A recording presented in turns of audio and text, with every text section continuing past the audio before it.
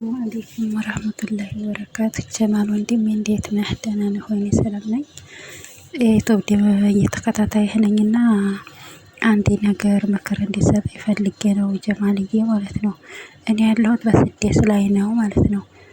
በግሩፕ የማውቃት ጓደኛዬ ድንገት ያው ጠቅላ አረብ ሀገር ስንሆን የዋህ ነው የምንሆነው።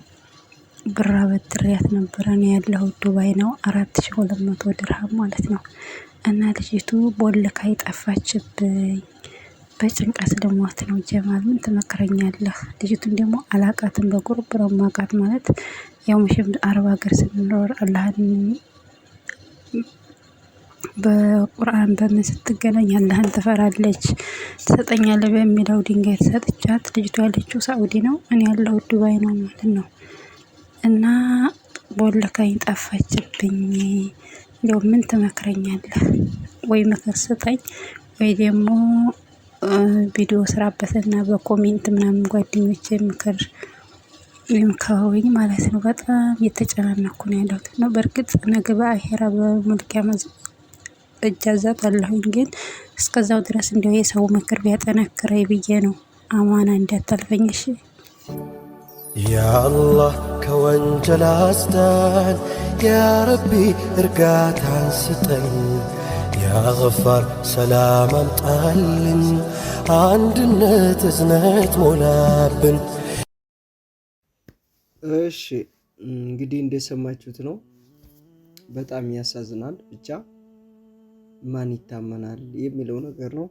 አሰላሙ አለይኩም ወራህመቱላሂ ወበረካቱ። ሰላም ምርጦች፣ እንዴት ናችሁ? ሰላም ናችሁ? ዛሬ እንግዲህ እቺ እህቴ እንደምታዩት ይሄን ነገር አስተላልፍልኝ ብላ ነው። ቀላል ብር አይደለም ይሄ ብር፣ በጣም ብቻ አላውቅም። 4000 ድርሃም ማለት ዛሬ ብዙ ነገር የሚያደርግ ብር ነው። ባለፈው ስለ ጓደኛ ስተን ነበር። እንግዲህ እቺ ልጅ በግሩፕ ተዋውቃ በቃ ምን ልበላችሁ፣ በሃይማኖት ደረጃ በቁርአን ግሩፕ የተዋወቅኳት ሙስሊም እህቴ ናት፣ አላህን ፈሪ ናት ብላ አምና ነው። አያችዋ። የሆነ በጣም የሚያናድ ኮሜንት አይቼ ነበር ባለፈው ስለ ጓደኛ ሰዋራና አዋ እያለቀሰች ማለት ነው። አንዳንዱ አብሯት ያለቅሳል። አንዳንዱ ምን አለ፣ እናንተ መጀመሪያ ጥሩ መሆን አለባችሁ፣ ሰው ጥሩ እንዲሆንላችሁ። እንደዚህ አይነት ሰዎች እንደው ከኮሜንት ግን አጠፉም። በቃ መናገር ካልቻላችሁ፣ እኛም ማየት ካልፈለጋችሁ መጥፋት ነው እንጂ እንደዚህ አይነት ኮሜንት አለመስጠት ነው። እኛ ማስተላለፍ ያዝነው ትክክለኛ ነገር ነው አይደል? ያልመሰለው እናንተ ጥሩ እኛ ክፉ ሆነን ነው። ሰው በህይወቱ የሚያጋጥመውን ነገር ሲያስተላልፍ ዝም ብለሽ የማይሆን ነገር አትጻፉ። አሁን ሌላ ሳላወራ ስለ ኮሜንት ሳነሳ እናድዳለሁና ይሄንን እስቲ ይሄሳ አንጀትሽን አይበላሽም? በቁርአን ግሩፕ ሙስሊም እህቴ ናት፣ የአኬራ እህቴ ናት ብላ ስለቸገራት 4000 አበደረቻት። 4000 ድርሃም አይደለ? ምን ሆነ ብሎክ አድርጋ በዛው ጠፋች።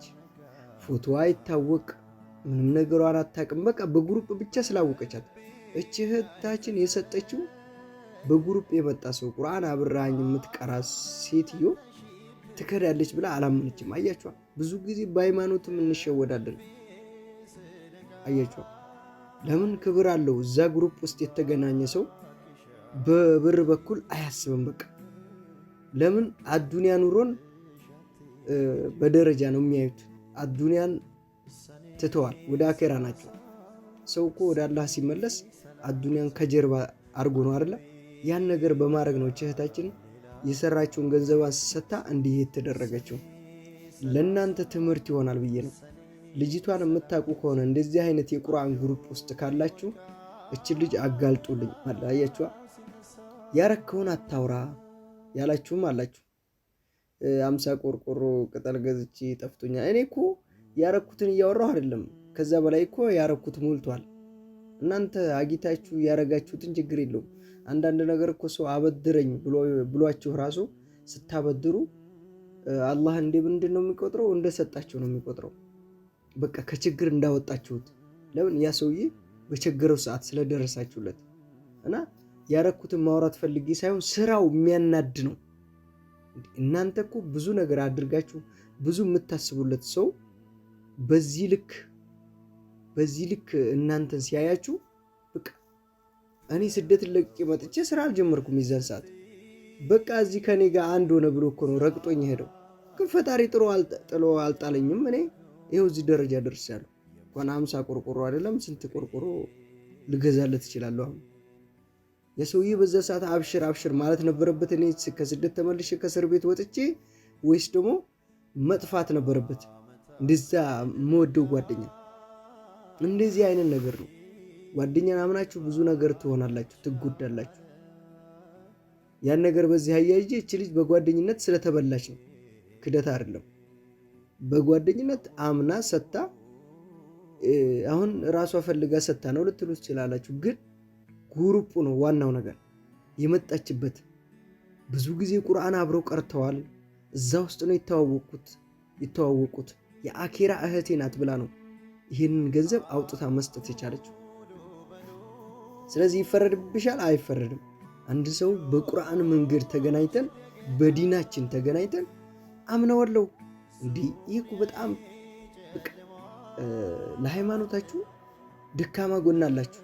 ደካማ ጎን ስላችሁ በቃ በሃይማኖት የመጣን ነገር ሁሉንም እናምናለን፣ ግድ ነው። ስለዚህ እቺ ልጅም በሃይማኖት ቦታ ስለተገናኙ አመነቻት። በደካማ ጎና ገብታለች። ቁርአን ግሩፕ ላይ ተዋወቁ፣ ሰጠቻት፣ ለችግሯ ዋለችላት። ያም ብር ሳትመልስላት ብሎክ አርጋ ጠፋች። እቺ አሁን ምን ትባላለች? ይሄ ብር ሊጠቅማት ነው ሰርታ የምታገኘውን። እሷም ስደት ናት አይደለ? ከስደተኛ እህቷ ላይ እንዴት ብር ጨክና ትወስዳለች? እቺ እንግዲህ ከአንድ ሁለት አይደለም፣ የምሬ ነው። የተበላችሁ ካላችሁም ኮሜንት ጻፉ። እቺ ልጅ ከብዙ ልጆች በልታለች ማለት ነው። ከዚህኛይቱም ተዋውቃ 4000 ድርሃም በልታለች። ከሌላም በልታ ሊሆን ይችላል። የተበላችሁም ካላችሁ አውጡ፣ እንደዚህ ተናገሩ። ሆዳችሁ ውስጥ አፍናችሁ አትያዙ። በቃ እንደዚህ በግሩፕ እየተዋወቀች ምላሷን አለስልሳ በቃ ስራዋ ይሄ ነው የሚሆነው። እቺ ልጅ ማለት ነው ሃይማኖቷም ራሱ ሙስሊም መሆኑ ምንም ትክክለኛ ነገር አይኖርም። ምክንያቱም ይሄን እንዲህ አይነት ጸባይ ካላት በሁሉም ግሩፕ እየገባች በቃ ፍላጎቷ እህቶችን ምን ልበላችሁ በሌላ መስመር ለየብቻ እያወጣች እያወራች እንደዚህ ካደረገች ስራ ፈጥራለች ማለት ነው። እቺ ሴትዮ አያችኋ፣ ሰው በብዙ ነገር ነው የተሰማራው።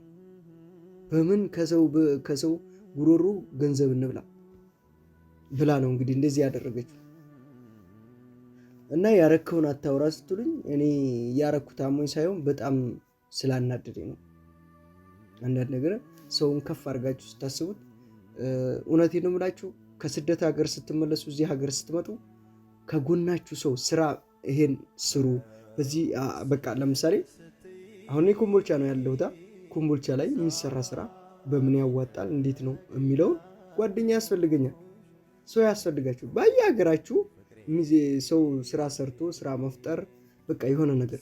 ወንድ ልጅ ነን፣ ሴት ጥሩ ባል ይስጣችሁ። ባል ካላችሁ ከየትም ፈርጦ በቃ ምን ልበላችሁ ያመጣል፣ ተሸክሞም ቢሆን ያመጣል። ወንድ ልጅ ይሰራል። በአገራችን ደረጃ የምናውቀው እንዳደግነው እንደ ሁሉ ሴት ልጅ የቤት እመቤት ናት፣ ወንድ ነው ሰርቶ የሚያቀርበው አይደል? ስለዚህ እኔ እንደ ወንድነቴ እንደመጣው ስራ ልጀምር እፈልጋለሁ አይደል? የዛኔ ከጎኔ ሰው ያስፈልጋል። ሰው ሲያጡ ነው ወደ ስደት አማራጭ የሚሄዱት። በቃ ያ ስደት ነው ብርሃን የሚሆነን። ይሄ ሀገር ጨለማ ሆነ የዛን ሰዓት እንደዚህ ይህንን ስራ ይህንን አርግ ብሏችሁ የሚያቋቁማችሁ ሰው ያስፈልጋል።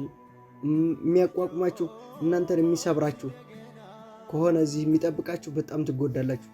ምንድነው ያለው ባለፈው ያለች በቃ ከዛ ሀገር ምንም አይነት ብር ሳይኖራችሁ ይዛችሁ በባዶ ከመጣችሁ እቺ ያለፈባት አሮጊት እንደዚች እየተባላችሁ እብድ ሁላ ስተመባል ደረጃ ትደርሳላችሁ። በራሳችሁ ቤተሰቦች ትክክል ነው የተናገሩ። ፍርጥርጥ አርጎ እኮ ነው ያወራው ኢሳም ማለት ነው። ኢሳም ተመችቶኛል ባለፈው። እና ይሄ ደረጃ ነው ሰው ያስፈልጋችኋል። እና ሰው ብላችሁ አምናችሁ የመጣችሁበት ሰው ደግሞ እናንተን ጥሎ የራሱን ኑሮ ሲያሮጥ በቃ አለ አይደለ የምነሳ አልመሰለውም። ከስሬ እንደመጣሁ አለ አይደለ እስር ቤት ስለቆየው ምናምን ከስሬ እንደመጣሁ ነው እሱ ያሰበው።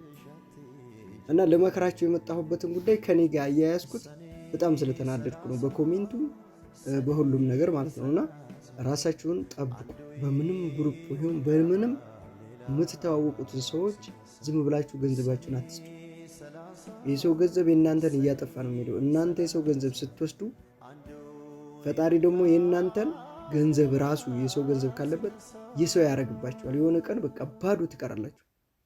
ልክ እንደ መኪና ግጭት በሉት በቃ አመድ ነው የምትሆኑት። የምሬ ነው። እና ምርጦች ይህን ይመስል ነበር። ነገሩ ስሜታዊ ያደርጋል። እናችን እህታችንን እንዱ ካወቃችኋት አወጣጧት። ሰው በሰው ነው አለች ልጅ። አሁን የተጎዳችው ፎቶዋን የላትም፣ አላሰበችውም። ገባችዋ?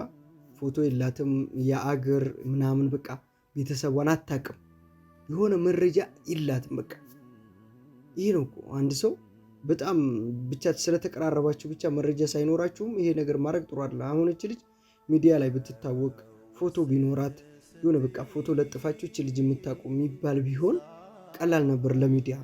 በቃ የምታውቁ ሰዎች እቺ ልጅ እናውቃታለን ትላላችሁ። ግን ፎቶ የላትም፣ ምንም ነገር መረጃ የላትም። በቃ በዛ በኩል እኔ ራሱ በቃ እስቲ ሞክራለሁ ነው እንጂ ያልኩት አሁን ለእናንተ ትምህርት እንዲሆን ብቻ ነው እንጂ ልጅቷን እናገኛለን ብዬ ተስፋ አላደርግም። ገብቷችኋል? ምክንያቱም ምንም አይነት ፎቶ የላትም። አያችኋ? ምንም አይነት መረጃ የላትም እቺ ልጅ። ስለዚህ ለእናንተ ትምህርት እንዲሆን ነው። በአንዱ ሰው ስታዩ አንዳችሁ ትማሩበታላችሁ። አንዱ ሰው ተጎዳ ተበላ፣ ሌላው ደግሞ እንዳይጎዳ ድጋሚ የሚበላ ካለ እንደዛ እንዳትሸወዱ ለማለት ነው እንጂ ይህን ቪዲዮ ያመጣሁት ያው ልጅቷን ታመጣላችሁ ብዬ አይደለም። ግን ደግሞ በዚሁ እንደዚህ አይነት ተመሳሳይ ነገር ተሰርቶ ከሆነ ኮሜንት ጻፉልን፣ በውስጥ አናግሩኝ። ይመሻችሁ። ከወደዳችሁት ቪዲዮ ላይክ አድርጉት። ግን የሚያናድ ኮሜንት አትጻፉ።